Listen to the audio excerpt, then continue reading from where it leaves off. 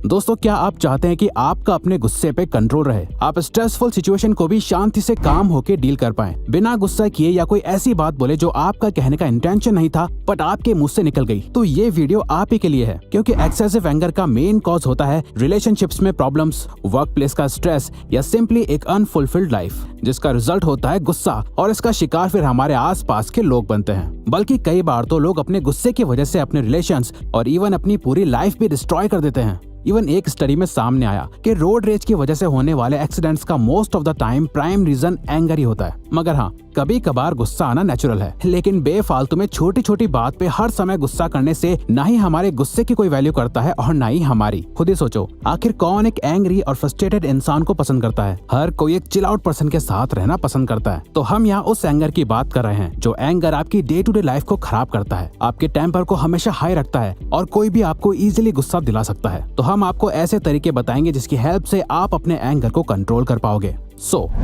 Number 1, you can't control everything. दोस्तों, हम सबका ये समझना बहुत जरूरी है कि हम अपनी लाइफ में सब कुछ कंट्रोल नहीं कर सकते हैं। हमारे आसपास के लोगों की सोच, वो कैसे रिएक्ट करते हैं, वो कैसे सोचते हैं, और हर सिचुएशन का आउटकम हमारे फेवर में नहीं हो सकता। जिस वजह से हमें गुस्सा आता है कि चीजें मेरे अकॉर्डिंग काम क्यों नहीं कर रही। येल यूनिवर्सिटी की स्टडी के अकॉर्डिंग जिन लोगों को एंगर मैनेजमेंट इश्यू होता है, उनका इम्यून सिस्टम बाकी लोगों के अकॉर्डिंग वीक होता है और उनकी फिजिकल हेल्थ भी अच्छी नहीं होती। एक्सेसिव एंगर इश्यूज वाले लोगों को ये लगता है कि उनका अपने गुस्से पर कोई कंट्रोल नहीं है, पर ये गलत है। लोग हमेशा ये कंट्रोल नहीं कर सकते कि वो कैसा फील कर रहे हैं, पर वो ये जरूर कंट्रोल कर सकते हैं कि उन्हें कैसे रिएक्ट करना है। इमेजिन, आप रास्ते में कहीं जा रहे हैं और अचानक कोई आपके सामने गन लेकर आ जाए, तो क्या आप उस पर्सन से गुस्से में बात करोगे, उससे लड़ोगे? नहीं ना, क्योंकि यहाँ आपकी लाइफ और डेथ का मामला है। इतने स्ट्रेसफुल एनवायरनमेंट में भी आप अपने आप जो सही है उस वक्त वैसा रिएक्ट करोगे और उस पर्सन से डर से ही सही पर एक रिस्पेक्टफुल वे में बात करोगे, जो ये दिखाता है कि आप चाहो तो अपने इमोशंस को कंट्रोल करके सिचुएशन को अच्छे से डील कर सकते हो। अब क्योंकि हर कोई आपके गुस्से के बदले तो आपको जान से तो नहीं मार सकता, इसीलिए आप लोगों पे हावी होने की कोशिश करते हो। क्योंकि वहीं अगर आप कहीं बैठे हुए हो और अचानक से कोई आपके शूज पर पैर रख के चला जाए और आपको सॉरी भी ना बोले, तो यहाँ आप उससे लड़ने लगोगे। दिखता नहीं है क्या, अंधा है and blah blah.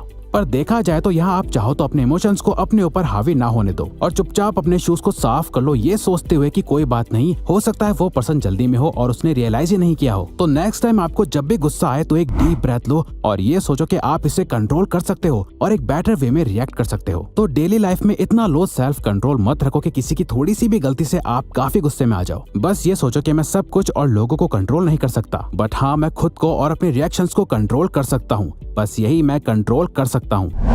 Don't react immediately, react later. यानी कि आपको इमीडिएटली रिएक्ट नहीं करना बल्कि थोड़ी देर बाद रिएक्ट करना है। एक्चुअली साइकोलॉजिकल स्टडी से ये पता चला कि हर सिचुएशन में हमारा ब्रेन दो तरह से एक्ट करता है। जब भी उससे कोई इन्फॉर्मेशन मिलती है तो ब्रेन का राइट साइड बिना ज्यादा सोचे समझे इमीडिएटली रिएक्ट करता है, जो कि सभी लोग गुस्से में करते हैं, जस्ट बिना सोचे समझे रिएक्ट कर देते हैं। वहीं अगर उस इन्फॉर्मेशन के रिसीव होने के बाद हमारा लेफ्ट ब्रेन एक्टिव हो जाता है, जो उस सारे इन्फॉर्मेशन को प्रोसेस करता है, थोड़ा टाइम लेता है, उसके बारे में अच्छे से सोचता है, समझता है और एक बेटर रेस्पॉन्स रेडी करता है, जो पहले वाले केस से हमेशा बेटर होता है। इसीलिए सबसे बेस्ट वह है अपने रिएक्शन को डिले कर देना और थोड़े टाइम बाद उस पर रेस्पॉन्ड करना। तो अगर नेक्स्ट टाइम आपको कोई गुस्सा दिला रहा हो तो इमीडिएटली उनकी हर बातों पर रिएक्ट करने के बजाय उनकी सारी बातें सुनो, थोड़ा टाइम लो, उनका पर्सपेक्टिव समझने की कोशिश करो, समझो कि उनकी प्रॉब्लम क्या है, क्या कहीं सच में तो आपसे कोई गलती नहीं हुई, क्या सही तरीका है इस पे रिएक्ट करने का। उसके बाद उन्हें रेस्पॉन्ड करो, क्योंकि किसी को भी गुस्सा पसंद नहीं होता और गुस्से में कई हर बात बुरी लगती है। इसीलिए आपके गुस्सा होने से आपको कभी अपने फेवरेट आउटकम नहीं मिलते। सो जब आप अपना टाइम लेकर अच्छे से सोचकर शांत दिमाग से सारी बातें सॉर्ट आउट करते हो तो लोग आपके पर्सपेक्टिव को भी समझने का ट्राई करते हैं और आपको एक मैच्योर पर्सन की तरह ट्रीट करते हैं। तो नेक्स्ट टाइम आपको जब भी गुस्सा आए इमीडिएटली उस पर रिएक्ट करने के बजाय एटलीस्ट 10-20 मिनट वेट करो। उस पर्सन से बोलो कि मैं थोड़ी देर बाद इस बारे में तुमसे बात करूंगा और अपने अकॉर्डिंग टाइम लो, फिर सारी बातों को अच्छे से समझने के बाद रेस्पॉन्ड करो। Learn to let go. जो लोग अपने गुस्से की वजह से लोगों के साथ गलत रिएक्ट करते हैं, उन्हें हर्ट करते हैं, उससे भी ज्यादा गलत होता है जब लोग अपने गुस्से को सप्रेस करने की कोशिश करते हैं। वो कॉन्वर्सेशन को एंड कर देते हैं, ना कभी सामने वाले का पर्सपेक्टिव समझने की कोशिश करते हैं, ना ही खुद की फीलिंग्स को अच्छे से एक्सप्रेस कर पाते हैं। बस अपने अंदर ही अंदर गुस्सा करके खुद का नुकसान करते हैं, जो कि उन्हें और भी ज्यादा पेन और फ्रस्ट्रेशन देता है और वो अंदर ही अंदर खुद को हर्ट करते रहते हैं। बुद्ध का कहना था कि क्रोध को पाले रखना गर्म कोयले को किसी और पर फेंकने की नियत से पकड़े रहने के समान है। इसमें आप खुद ही जलते हैं। अगर आप अपने अंदर के गुस्से को खत्म करना चाहते हो तो उसका सिंपल सोल्यूशन है टॉक इट आउट। बात करो, अपनी फीलिंग्स एक्सप्रेस करो। अगर आपको लगता है कि आपसे कोई मिस्टेक हो गई या आपने किसी से गुस्से में कुछ गलत बोल दिया जो आपको अंदर ही अंदर हर्ट कर रहा है, तो आपको सिंपली जाकर उस पर्सन से माफी मांग लेनी चाहिए। लोगों का मिथ है कि सॉरी वीक लोग बोलते हैं, बट सच्चाई ये है कि सॉरी बोलना और अपनी मिस्टेक्स को एक्सेप्ट करना आपको मेंटली स्ट्रांग और इमोशनली मैच्योर पर्सन दिखाता है। इवन अगर किसी और ने गलती करी है और वो आपसे सॉरी मांगता है तो उसके सॉरी को एक्सेप्ट करें। ये दिखाएं कि आप क्लोज्ड माइंडेड पर्सन नहीं है। रियली हमारी मानो तो आप किसी से भी कभी नफरत मत करो। सभी को सिर्फ एक ह्यूमन बीइंग समझ के माफ कर दो, क्योंकि आपको भी पता ही है कि आप भी बिल्कुल परफेक्ट नहीं हो।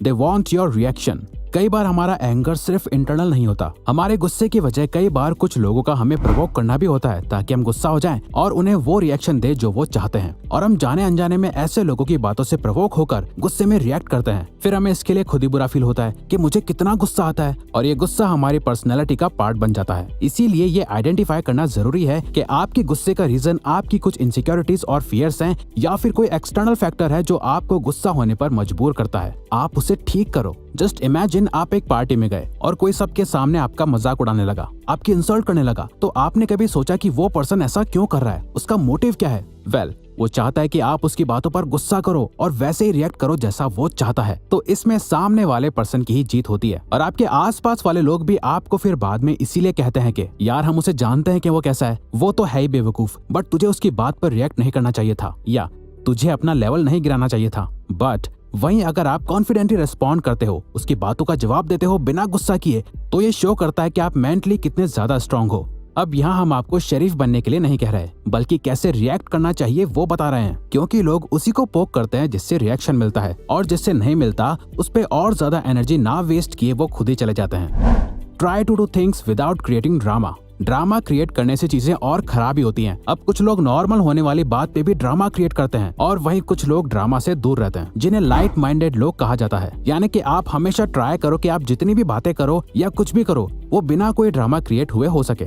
Just stay away from any kind of drama. एक बहुत ही फेमस सेइंग है, it doesn't matter what you से बट हाउ यू से इट दैट मैटर्स। कई बार ऐसी सिचुएशन आती है जिन्हें आप अवॉइड नहीं कर सकते, जहां हो सकता है कि आपको गुस्सा आ जाए, बट सही तरीका यह है कि किसी भी कॉन्वर्सेशन को अपने फेवर में करने के लिए या जैसा आप चाहते हैं वैसा आउटकम हो सके, तो मोस्ट इम्पोर्टेंट ये है कि आप गुस्से से रिएक्ट ना करें, क्योंकि जैसे ही आप एंग्री होकर रिएक्ट करते हो, सामने वाला आपके एंगर का इशू बना लेता है, और आप क्या कह रहे हो इससे हटकर वो इस पे फोकस करता है कि आप कैसे बात कर रहे हो, आपकी टोन कैसी है, आपके एक्सप्रेशन, बॉडी लैंग्वेज आपके बारे में बहुत कुछ एक्सपोज कर देती है। तो कई बार आपको गुस्सा आ भी रहा हो तो याद रखो कि बिना गुस्सा किए भी सामने वाले को समझाया जा सकता है जो आप कहना चाहते हो, क्योंकि ऐसा करने से आप कई बार अपने एंगर की वजह से अपना नुकसान करवा सकते हो। अपने एंगर को एक इमोशनल टूल की तरह यूज करो, जिसे आप अपने अकॉर्डिंग यूज कर पाओ, ना कि आपका एंगर आपकी पूरी लाइफ को कंट्रोल करने लगे। So stay away from drama and stay away from unnecessary anger. तो अगर आपको ये वीडियो अच्छी लगी तो वीडियो को लाइक और सब्सक्राइब बटन पे क्लिक करके इस चैनल को ग्रो करने में सपोर्ट करो, और बेल नोटिफिकेशन ऑन कर लीजिए ताकि आप आने वाली वीडियोस मिस ना कर पाओ। Thank you for watching.